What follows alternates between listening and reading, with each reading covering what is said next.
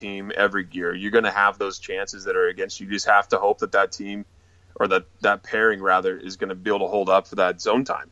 It's not really going to matter other than that. I feel like that's where we're going to see the issue, because you can make a change on the fly. It's going to be the zone starts. You're going to be in the defensive zone, especially if that pairing ices the puck. Good Lord, then you're going to have to worry a little bit if the other team puts out a well-rested top unit against your defense core that's out there, and you're hoping they only play 6 minutes. That's the only part where I feel a little nervous about it in the playoffs, especially if the Ducks don't have home ice. That's where that maybe comes into a factor, right? Yeah, I think so. And, it's tough to break up the Lindholm-Manson pairing, but I feel like, Montour had a great game last night, and a lot of the reason of that as well is because Boschman also had a very strong game. He kind of complimented Montour by, playing solid defense and making sure he was covering from. There was about 3 or 4 times that I counted where Boschman was in good position to cover for Montour when he was pinching. And that's something Montour really benefits from. And Cam Fowler does a good job of doing that, or getting back to prevent anything from happening if Montour was to get caught pinching. And I feel like putting him with Lindholm would really benefit that. I think that would be the best option for him, and that would enable him to really get his game going. The only thing that I worry about is Manson and Pettersson. I feel like it's definitely a better option than having to put Boschman into that top 2 pairings. But that pairing hasn't looked great when they have been together. Obviously, Pettersson was with Manson for the most part of the first 5 games that he played with the Ducks. And it wasn't great. So there are some worries, because replacing Cam Fowler with what the Ducks have right now is pretty much impossible. And you're just kind of putting some stopgaps in there until he gets back. But I think they can do it. John Gibson is the big one I think you have to get back. But I think for now you can kind of patch up the holes where that Fowler left behind and wait for him to get back. That's what they're going to have to do, because Cam Fowler is minimum 2 weeks. So he got injured on Sunday, correct? Yes. So they have this Sunday, and then the 11th would be, when would the 11th be? 7, 8, like midweek next week. Yeah. So you'd have at least a game, 2 games without Cam Fowler at the very, very, very minimum. Probably safe to say he's most likely going to miss the first round. 2 Stop to 6. It. No. Yeah. Miracle healing. Wolverine. Let's think about this right now. 2 to 6 weeks is such a weird time frame. We rarely ever hear it. I feel like the only reason they're saying 2 to 6 weeks is because it's playoff time. I feel like if this is middle of the season, it's probably 4 to 6 weeks. No, it's true. Didn't they give a weird prognosis when he injured his knee last season? I think so. When he got hit by Giordano, they said the same thing. It was like a weird 2 to 6 week injury for the same reason. I bet it makes sense. Yeah, because announcing the 2 to 6 weeks doesn't mean he has to come back within 2 to 6 weeks, or he can't come back into 2 weeks. I just think it eases people's minds a bit. You don't get flamed too much on Twitter for saying he could be back in 2 weeks, but it could be 6 instead of saying 4 to 6 weeks. And then you're like, oh, he's going to be out for a month. I mean, there's still the possibility he does miss 4 or 6 weeks. I just think the timing of it, because it's the playoffs, they just kind of put that out there to hope that he gets back earlier rather than later. Makes sense. Hey, man, let's hit up our chat. Let's talk to Drew McCool, who decided to wake up early with us and tune in, which is much appreciated. He asked in the chat, he says, so now that we're in, do we even play Gibby if he's healthy until game 1? I don't see any point. I'd even let Miller go back-to-back this weekend if he wants to. We just got done talking about playoffs and how the Ducks control their own destiny, but we saw a hell of a game out of Ryan Miller tonight. Do you kind of feel the same way? Do you feel like it's worth just holding Gibby out until game 1 and letting Miller ride the rest of the games? The only way I let Miller take the back-to-back is if you know that Gibson is going to be healthy to start game 1. If you know he's going to start game 1, then let him take back-to-backs, because you know he's not going to have to start that first game of the series. But if you're not 100% sure that Gibson is going to be ready, I would just go with Miller against Dallas, and then I think they called up Reto Berra, then just go with Berra against Arizona. I mean, that game, yes, it could mean something for your positioning in the standings, but if you think Miller might have a chance that he has to go in game 1, there is no point in playing him back-to-back and either risking injury or something like that. And then if he's out, you're looking at Reto Berra as your starting goaltender for round 1. If the worst possible situation, if the darkest timeline was to happen, Reto Berra would be the starting goaltender for the Ducks in the first round. So yeah, I think you can start Miller back-to-back only if you know Gibson's going to be 100% ready.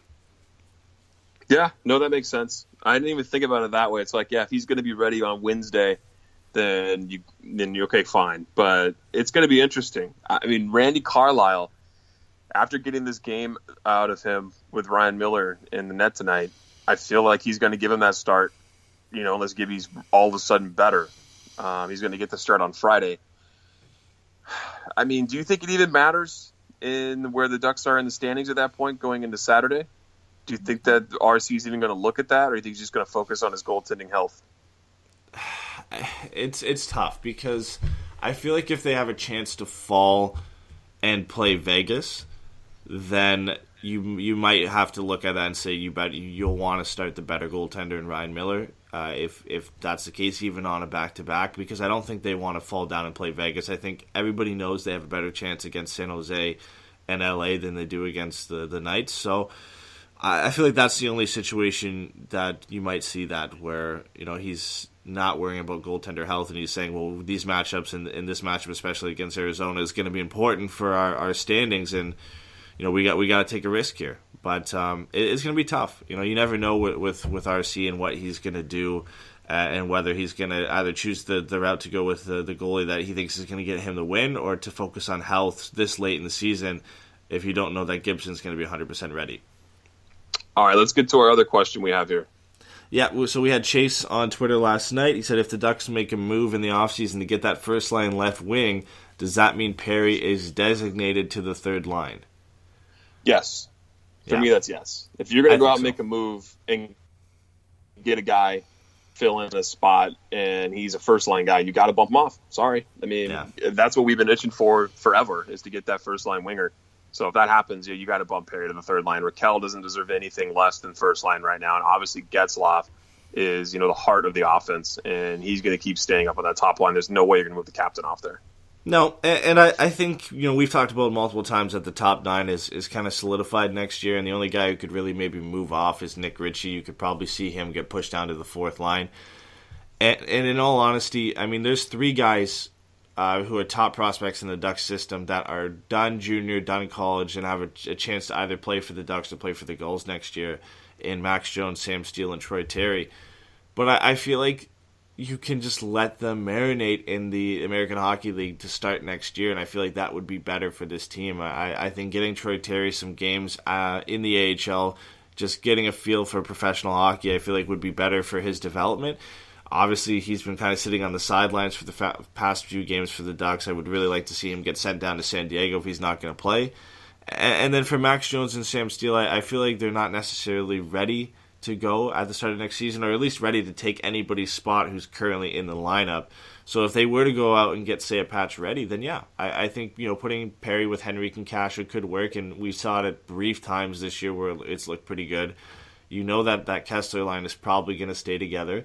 And then you would have Getzlaf and Raquel and either Patch Ready or whoever they decide to bring in. I think that would be one of the better top nines in the National Hockey League. Yeah, what do you think the reasoning is behind Troy Terry not playing any games and being held away from the AHL? I'm not sure, honestly.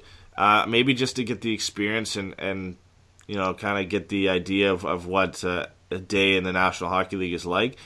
It's kind of a corny thing to do that and just kind of sit him. I mean, he was in warm-ups. Did he sit on the bench the whole time, or did he end up going to the press box? I'm not really sure, because he was in full gear. There was a picture of him talking to Jordan Greenway, who he was a teammate with, I think, out at the World Juniors.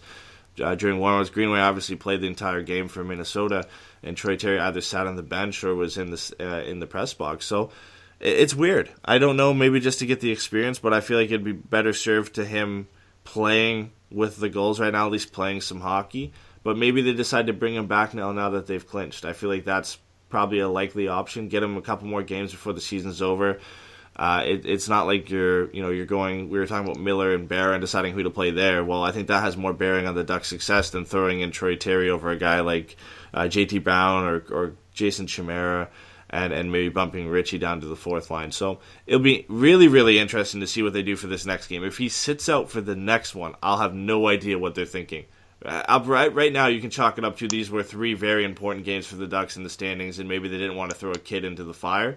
But if he doesn't play against Dallas, I mean, that honestly makes no sense. It makes no sense to sit him in general, but to sit him against a team where you've already clinched the playoff spot and now points are just moving you around in the standings, it would be weird.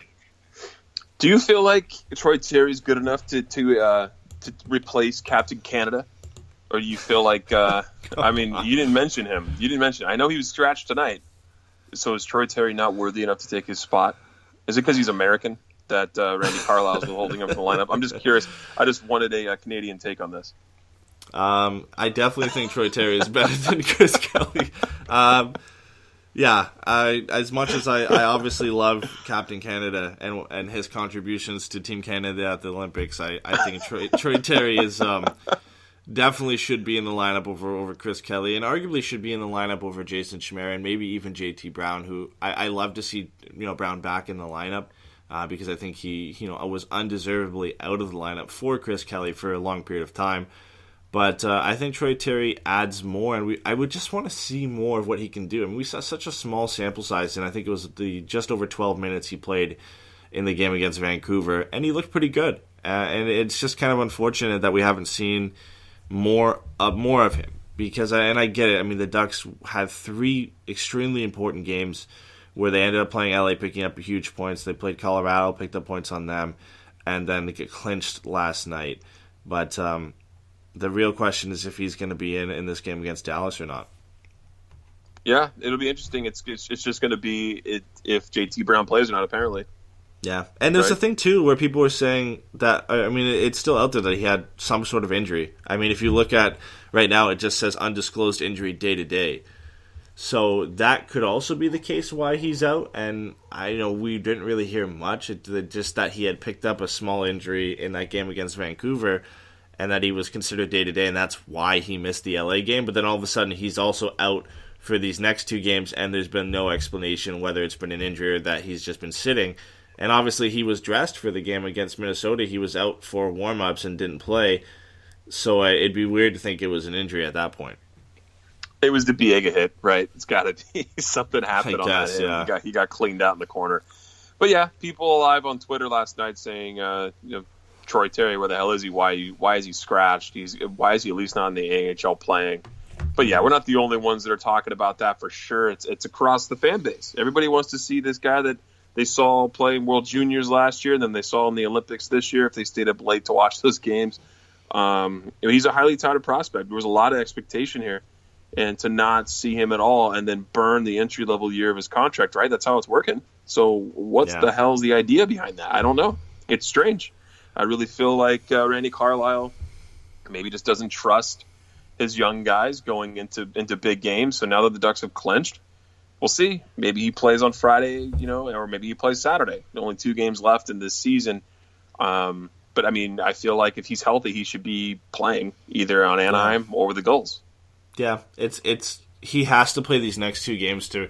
It still doesn't even really make it worth it if he's only going to play these 2 games. I feel like he has to be involved somehow in the playoffs, and I know that's such a tough move to throw a guy in there, and the fact that and it was reported it was an injury the reason he didn't play in the LA game, but it looks like they're not wanting to play him in these big games yet. I find it hard to believe that they're all of a sudden going to play him in the playoffs unless he really turns things on for these last 2 games if he's given a chance, but. It almost now feels like a waste to just burn that extra year off his entry-level contract and give him 1 game. I mean, unless he plays his last 2 and gets some considerable amount of time during the playoffs, there is really no point in even doing that. You might as well have just sent him down to San Diego.